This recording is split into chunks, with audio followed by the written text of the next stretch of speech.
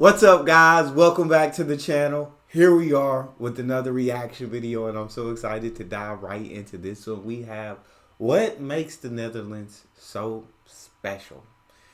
To me, it's the fact that you guys just be making land, or there's water, you create these dams, and you do, I don't know how to tell you every intricate detail, but you dumped a lot of land, and then you put the top with clay or mud, and then grass, and you just turn water into land, basically. And that's truly something phenomenal to me. But we're going to dive into this video. If you guys happen to enjoy, please don't forget to subscribe, give the video a thumbs up. Let's find out. Okay, so there is new money, there is old money, and then there is the Netherlands. The Dutch were arguably the first to embrace modern economic systems as they exist today. They were early pioneers of international trade, corporations, financing for those corporations, and also over-financing things until they turned into a speculative bubble. Whether it's a feature or a bug in our economies, there's a good chance the Netherlands has dealt with it in its extended history, and it's an economy that has clearly learnt from those victories and failures as well. Today, it's one of the most productive countries per capita in the world, only really been surpassed by outliers like the USA and a selection of small resource-rich or business-friendly countries like Singapore, Norway and Switzerland. 11. This productivity has translated into real quality of life for Dutch citizens as well. It has some of the highest levels of human development in the world, and the ability to make certain economic trade-offs favouring living standards over outright economic efficiency. The country has the highest rate of part-time workers in the OECD by a significant margin, thanks to a culture and laws that favour all-round quality of life over headline output figures. The country also has a wealth of natural resources, including as much as 25% of the natural gas within the EU, that it's just decided not to extract due to a combination of environmental issues caused by the industry. Yeah, I saw why they didn't. I saw a video on that, it causing a lot of earthquakes, and people were, people's property, people's homes were being destroyed. These earthquakes were getting bad, and it was getting bad. So, they were getting a ton of money from it, but it was the right thing to do to shut it down. The country was the birthplace of the resource curse, so much that it's literally called Dutch disease. So it's also learned the hard way not to become too dependent on any one industry. Even still, foregoing the hundreds of billions of dollars in revenue that these resources could bring into the country, right at a time when the rest of Europe is desperate for energy, is a move that could only really be made by a truly unique economy. So, how did the Netherlands develop into what it is today? Why does it do everything so differently from other wealthy economies? And finally, should the Dutch model be something that more major economies adopt? Once we've done all of that, we can put one of the most unique economies in the world on the Economics Explained leaderboard. Netherlands is well known for its financial sector, with Amsterdam being home to one of the oldest stock exchanges in the world. One of the benefits of having such a strong financial hub gives is to provide capital to the economy to finance projects such as infrastructure or innovative technologies. Long-term investing is also important on a personal finance level to build wealth and secure retirement. This is why we partnered up with the investing platform Trading 212 to help you put your money somewhere where it can grow rather than lose value to inflation. Even just holding your euros in your Trading 212 account gives you I might have to see if I can do a Trading 212, but we're going to skip the sponsor. Cause that account don't seem bad. First economy to do a lot of things, but something that is often overlooked in its storied history is that it was one of, if not the first countries in the world to truly benefit from skilled migration. After it claimed its independence, it became a refuge for Protestant traders fleeing persecution in France. This community helped to build what the Dutch economy has been most proficient in throughout the centuries, and that is trade. By the 17th century, the Netherlands was the largest trading empire in the world, and its merchant class shared almost as much wealth and power as its nobility, although, to be fair, they were often the same people. Even still, the state was the first to introduce surprisingly modern systems like stock exchanges where people could buy into the productive industries of the country and share in their prosperity.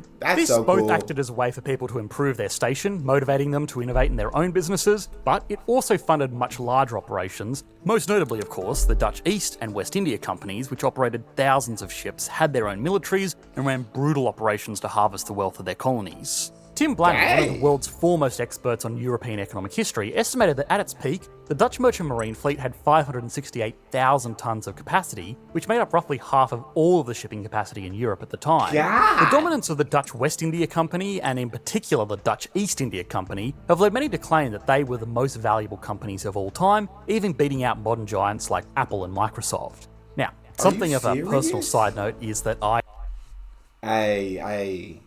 Can I get some of that Dutch disease? It seemed like y'all just, rich, just was born rich. Not born rich, but y'all made it. Yeah, y'all made it all happen. I think it's incredible that it seems like a lot of these things, you guys were like the first to kind of hop on the train. So you guys were the pioneers, the leaders. In the stock exchange, you guys understood. I don't know if you were the very first, but I think they said you were one of the first to create that stock exchange for people to be able to share in the country's prosperity, for larger projects to be able to be funded. It just makes sense. Then you got the East India Company, the West India Company, all ran by the Dutch. The Dutch, they just knew what they were doing. The Dutch just knew what they were doing. I hate this claim. The Dutch East India Company was arguably the first multinational, and it was incredibly dominant for its time. But the wealth of that time period was a rounding error compared to the world today.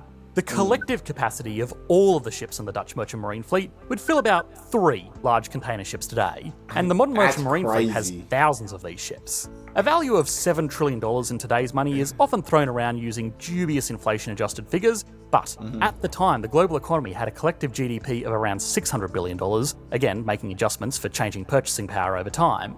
If this was true, the Dutch East India Company would have a market cap more than 7 times greater than global output. And while market capitalization and economic output measure 2 different things, that would be like Apple today having a market capitalization of $700 trillion. Not very realistic. To make matters worse, even if we wanted to ignore the complexities of adjusting early 18th century guilders to 21st century US dollars, then well, at around about the very same time, the Mississippi Company had more shares trading at a higher price. So even at the time, it wasn't the most valuable company by market capitalization, which is just multiplying the market value of a company's shares by the total number of outstanding shares. Now, the Mississippi Company was a little bit of a scam. So in terms of actual operational breadth, the VOC was far more dominant for the time. But again, that time in history just didn't have anything on the wealth of the world today. Anyway, rant tangent over, a lot of these early lessons carried through to the modern day. By the 19th century, following an occupation by France, the country reformed as the Kingdom of the Netherlands, which also includes Curaçao, Aruba, St. Martin, and it did include Belgium until they claimed independence a few years later. By this time, the country only had a shadow of its former influence. It was not industrialising as fast as other European powers, and its international trade had been massively surpassed by the British Empire. So had they started right, it seemed like they were ahead of the curve, but then everybody caught up. And then everybody passed them, and they were the ones still stuck in the past, while everybody else, I guess, were modernizing and other countries were developing at a quicker pace than them. And then international trade, they were no longer the leader in international trade. Britain took over that, and so it seems like they caught the Netherlands, and the Netherlands was starting to get left behind a bit. Let's find out what happened after that. To add insult to injury, even Belgium, the breakaway state, started to exceed it in industrial might for most of the 19th century. But the country turned that around by doing what they did best and creating a system where they combined a private industry-friendly environment and modern mechanical technology. Following the Second World War, the country was also blessed with finding large reserves of natural gas to service the energy needs of a rapidly developing Western Europe. But of course, this was a blessing in disguise. We have addressed the issue of Dutch disease many times on this channel before, but we've never actually explored its namesake. The Netherlands found a massive gas field in its north in 1959, which made it a highly competitive energy provider given its proximity to Europe and its ability to trade this energy globally. Now, in short, a natural resource discovery should be a good thing for an economy because it gives it a source of revenue that it can use to improve the lives of its citizens. But it can also drive up the value of the economy's currency, making industries uncompetitive in export markets. It also makes imports comparatively cheaper, which means people spend more of their money abroad rather than domestically. A single dominant and highly profitable industry like natural resources often also sucks up investment into the economy, because why would investors put their money into some kind of risky new industry with uncertain returns when they could just invest it into extracting natural resources with far more predictable returns? Above all else, having an... Hey, if you can play it safe and still get the money, why would you take a risk for the money, right? It's like, I'm not going to take a risk in where this is unpredictable. I know that natural gas is going to help me prosper. I know that natural gas is profitable. So I'm going to put my money into that investment rather than your investment that might be profitable, might be prosperous, but the other side of it might not be. So I'm taking a risk with you, whereas that's a sure thing. An economy overly dependent on one single industry also makes it highly unstable, because if that industry hits hard times, it will take the entire economy down with it. Now, Strangely enough, Dutch disease wasn't as bad for the Dutch as it was for a lot of other countries, because they had the benefit of being a relatively wealthy country beforehand. One of the best ways to fight the impacts of Dutch disease is to tax the short-term revenues from the industry and use them to invest long-term into building out other industries or developing a long-term fund to drip-feed revenues into the economy slowly over time. Now, this is eventually what the Netherlands did, but that strategy is much more difficult to accomplish politically in a poorer country where people could genuinely see a significant quality of life improvement from using those short-term revenues as soon as they become available. Today, the country is once again an economic powerhouse thanks to a diverse array of highly value-adding industries that leverage the global economy rather than just its domestic industries. The country is still very accommodating to global businesses, and it's a popular hub for international companies to use as a base of operations within the European Union. The country's efforts to attract international business have been so generous, in fact, that it has, in some cases, got the country into a bit of trouble because it was starting to act like a bit of a tax haven within the EU. But even outside of loophole tax codes, the Netherlands has just established itself as a very easy place to operate a foreign office. It has a lot of highly skilled workers thanks to a major investment into education, it has an incredibly robust legal system, and it has a huge diversity of native spoken languages on top of Dutch. So people in some countries have called it a tax haven due to their easy, I guess, and loophole tax laws. And so this would make foreign companies want to come over and run their business in the Netherlands. If you're going to pay less taxes, why wouldn't you take your business over to the Netherlands? It only makes sense. But then they invested highly in education, so got very skilled workers, a very good judicial system. It just seems like the Netherlands figured it out. Hey, yeah, we were dependent on this gas field, and that's where our mistake was, right? We depended on one resource way too much, but now it seems like there's so much things that help the country profit, but it's all spread out. It's not just one thing that if it shuts down, the country's going to take a hit. No, it's so many spread out things, so many different kinds of investments.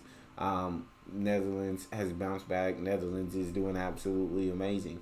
Okay. This might not sound like a big deal, but it makes it easy for primarily English-speaking international businesses to work within the multiple major markets within Europe from a convenient central point. Even Airbus, a European company with its operational headquarters in France, has its legal headquarters in the Netherlands because it makes certain operations that much easier. Now, there are business-friendly economies everywhere around the world, and as international trade and finance have grown, there is more competition than ever for those international dollars. But what makes the Netherlands so interesting is how it has balanced this business-friendly environment with a remarkably egalitarian culture that offers a lot of liberties to its people. The Netherlands is an outlier by the number of people who work part-time over full-time in the workforce because the government passed laws to make it possible for workers to request this arrangement from their employer without ramifications. Now, having a lot of part-time workers might sound nice, but if these workers are not part-time by choice, then this is probably not something that should be celebrated. Fortunately, in the Netherlands, most reports indicate that a majority of these part-time workers do so because they want more time to look after their families, tend to other commitments, or simply because they don't feel like working that hard. Now, economists around the world have been quite... I'm not mad at you. I would choose to be part-time if it paid the bills. So if part-time paid the bills, then why would you not be part-time? Because, I mean, at the end of the day, the most important commodity we have on this planet is time. Time is the most important thing because it's something that you will never get more of. You can only lose it. And so you want to be able to spend that time living the life that you want to live, living without regret, spending that time with family, spending that time with friends, not just working yourself to death. Because, yeah, you can work yourself to death and you can earn good money and have built something up, but then you look back on your life and regret all the memories you didn't make, all the things you didn't do because you wouldn't take the time. You spent your entire life trading time for money. Now you have money, but you're bankrupt of time. So time is definitely the number one commodity. And like I said, if working part-time, pay your bills and let you do some fun things, part-time is the way to go. Interested in this quirk of the Dutch economy for a while now because it has the potential to be a solution for a lot of the most pressing issues we face in our own economies. A majority of the part-time workforce is comprised of women, and a lot of the motivation behind the laws that make that part-time work so popular in the Netherlands is that it was hoped it could get people working who otherwise wouldn't, and also encourage more people who are working to have a family. On the first point, this has been a great success. The Netherlands has a higher labour force participation rate than even the workaholics in the USA, and this is despite the fact that the country has a far more generous social safety net. The popularity of part-time work also means that people work until they are older, alleviating a lot of the issues of an aging population. As for True. encouraging people to have a family, well, the Netherlands, like most advanced economies, is still well below the replacement rate of new births and roughly in line with most of its European peers, so it hasn't had too much of an impact here. However, if and when pressures from automation and AI start to impact the workforce, the Dutch model may be a great case study to learn from, because instead of people losing their job entirely, an economy in the process of automating would probably function a lot better if most people just started working less. There is, of course, one other benefit, which is that not working so much is a genuine economic luxury in and of itself, and it has shown that a country can still be highly competitive without overworking its people. That's now, that amazing. being said, it's always nice to look at highly advanced economies that have the luxury of making trade-offs like letting people work part-time or opting out of natural resource revenues. But the Netherlands can do this because it's already rich. It has had centuries to build up physical infrastructure, financial infrastructure, and institutional infrastructure that makes it the success story that it is today. This is not to mention a nice infusion of cash from natural resources right before one of the most prosperous economic times in history, and a geographic position that makes it an ideal trading nation. The Dutch economy does do things differently, but this is a little bit like the difference between a rich person and a poor person doing unusual things. If the rich person does it, they are eccentric. If the poor person does it, they are just crazy. So copying and pasting the Dutch model... He's not lying. That's 100% facts, yes. Rich person does it, eccentric, broke person does it. It's crazy. Yeah, I mean, money changes a lot of things. And so, if, like I said, if working part-time, it is a luxury. 100% it is a luxury. If you're capable of paying your bills and still have a little bit left over, then part-time is the way to go, because you have that luxury of time. But a lot of people don't have the luxury of working part-time because the bills are too expensive. They have to work full-time. But I mean, I choose part-time every day of the week. Onto other economies might not work, but at the end of the day, even though it has been very lucky, it has capitalised on that luck to build an economy that works, and an economy that works for its people. There you go. Now it's time to put the Netherlands on the Economics Explained leaderboard. Starting as always with size, the Netherlands has a highly productive country, but it is still relatively small in terms of landmass and population. Even still, with a GDP of over $1.1 trillion, it's the 17th largest economy in the world, just behind Indonesia, which takes a very different economic approach to get there. The Dutch economy gets an 8 out of 10. That output is achieved by a very small population of just under 18 million people, which means the country has a GDP per capita of $63,750. This makes it one of the most productive countries in the world, but it still falls behind the true outliers, so it gets a 9 out of 10. Stability and confidence is very high.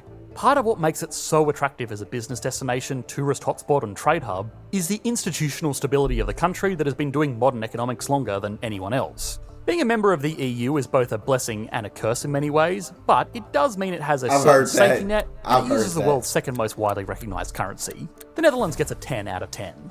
Growth has been sluggish. The Netherlands was not immune from the Eurozone crisis and the general slowdown in activity that came from it.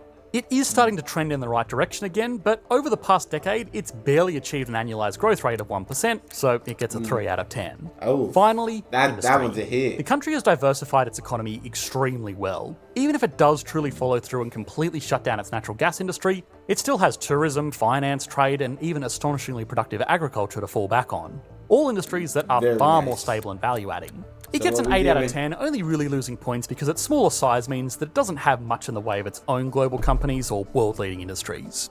Altogether, this gives the Netherlands an average score of 7.6 out of 10, putting it way up here on the leaderboard.